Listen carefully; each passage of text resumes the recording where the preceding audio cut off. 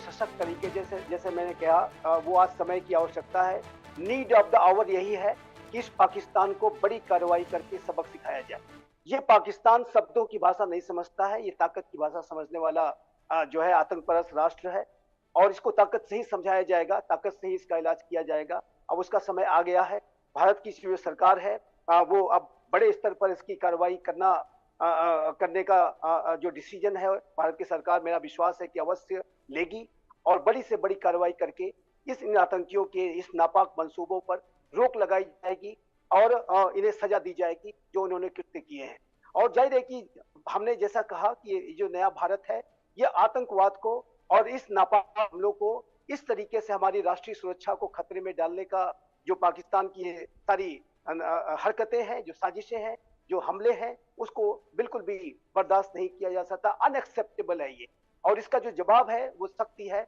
शक्ति के माध्यम से इसको रिस्पॉन्ड करना होगा और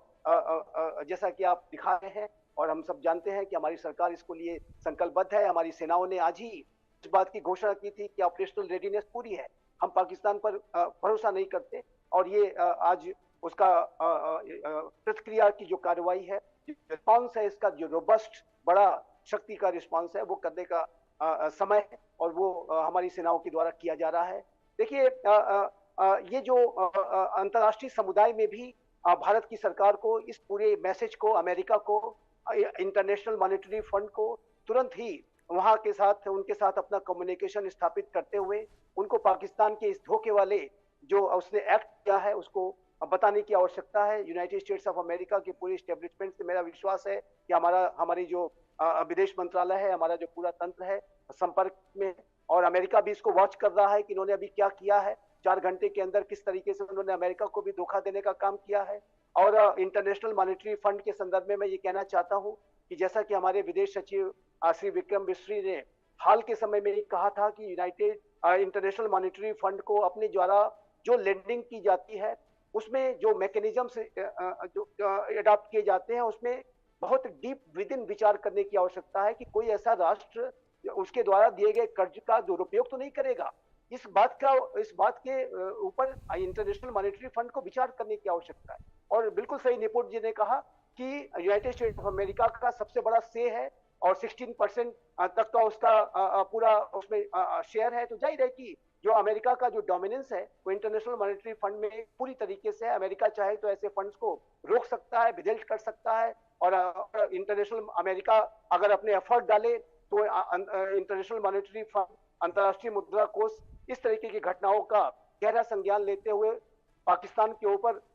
उसके द्वारा दिए गए कर्ज की राशि को रोककर तुरंत ही कॉस्ट इंपोज कर सकता है। तुरंत ही पाकिस्तान को इसके कृत्यों की सजा आर्थिक दंड के तौर पर दी जा सकती है और ये करना चाहिए। ये अमेरिका को भी इसको करना चाहिए। अमेरिका के साथ भी ये छल किया है पाकिस्तान ने, आज भारत के साथ तो किया ही है। भारत को तो वो टारगेट कर रहा है, लेकिन इस पूरे पाकिस्तान के छल वाले चरित्र को हर तरीके से रोबस्ट तरीके से बड़े कार्रवाइयों के साथ रिस्पॉन्ड करने की आवश्यकता है और जो कि मेरा विश्वास है कि भारत की सरकार ऐसा करेगी। अंतर्राष्ट्रीय समुदाय से, अमेरिका से, जो कि इस बात को हम हमेशा कहते हैं जो कि क्रॉस बॉर्डर टेररिज्म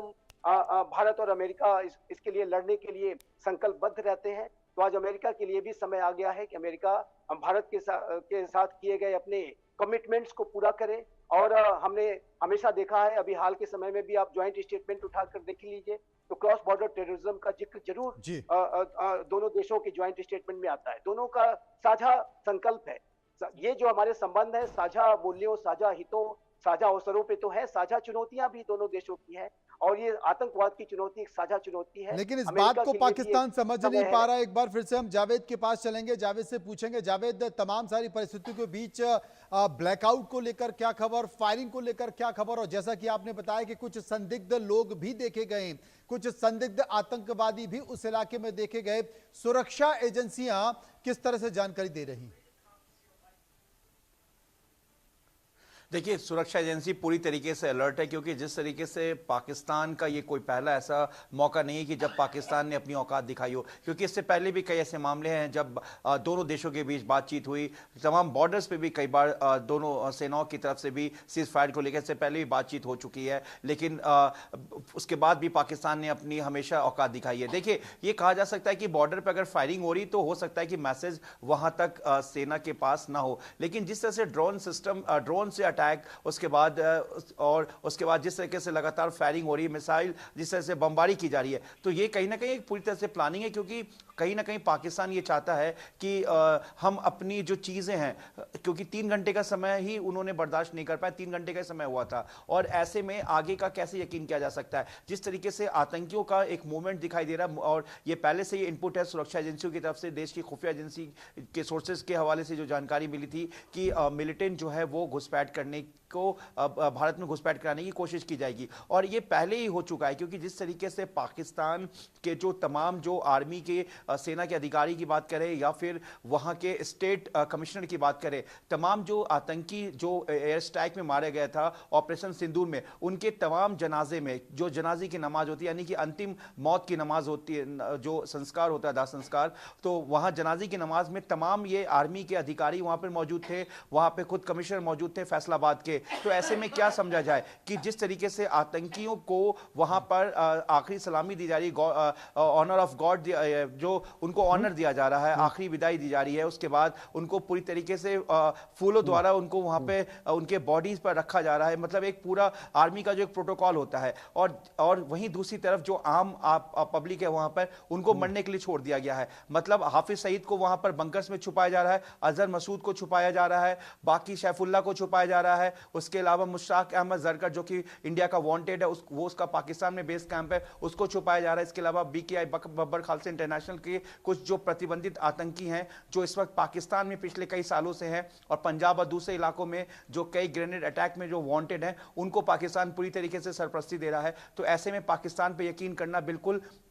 बेमायने है। हालांकि कुपवाड़ा में इस वक्त बता दें मनोज जी कि अभी कुपवाड़ा में पूरा इलाका जो है ब्लैकआउट कर दिया गया है। हालांकि 8 साढ़े 8 तक लोगों में काफ़ी खुशी थी, जो ट्रैफिक मूवमेंट था वो बढ़ गया था, जो आमतौर पर कुपवाड़ा में होता है। तमाम मेरे पीछे जो घरे हैं, जो घर का पूरा रिहायशी इलाका है, वो पूरे घरों को मतलब पूरी तरह से लाइट जल गई थी, जो एक अमूमन लोग अपने घरों का लाइट जला के रखते हैं, लेकिन इस वक्त फिर से पूरी तरह से ब्लैकआउट हो गया है। और यहाँ पर हालांकि अभी जैसे एयर स्ट्राइक या कल की हम बात करें तो अभी यहाँ पर कोई धमाके की आवाज़ नहीं सुनी गई है कुपवाड़ा में, एलओसी जो पूरा इलाका है, लेकिन जम्मू और उसके अलावा श्रीनगर और जिस तरीके